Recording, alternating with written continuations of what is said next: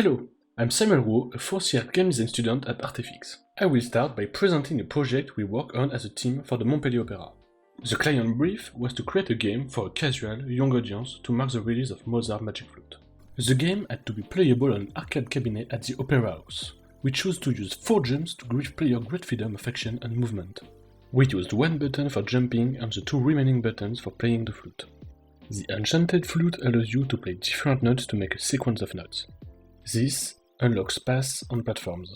To explain the order of the sequence to the player, we have enlarged the first bubble, added an arrow, and positioned the bubble from bottom to top.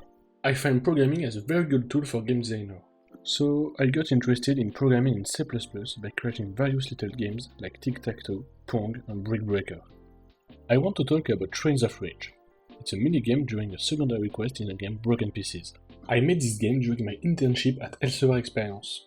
The goal was to create a scoring game in the style of the old arcade games, which changed the gameplay of the game and that will make you want to play again. The goal is to guide trains from one station to another. To do this, the player can change the direction of the rails with the button. But I quickly realized that the game wasn't very readable and that the player was overwhelmed with information. So I reversed the principle. The trains now all come from the same place and have to get to a specific station. The player must now avoid creating unhappiness by taking trains to the wrong station, creating accidents. I have recently become very interested in turn-based fighting games. So I tried to analyze how Child of Light deals with the various poses in their combat system. In Child of Light, everything revolves around the timeline system. Each portrait indicates which player will play.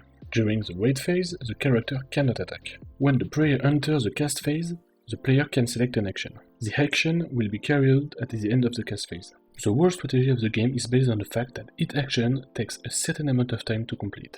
If a character is attacked while casting, he is interrupted and moved backwards in the timeline. There is also the Firefly. You can move it so that it heals you or slows enemy. This means, for example, that you can move your character to the front of the timeline to interrupt an enemy attack or charge a big attack. All these mechanics help to fill the moments of waiting that are typical of this style of game. But the game doesn't forget fans of the genre by allowing an infinite pause time when the player has to select an action. Thank you for your attention. You can contact me by using the following links.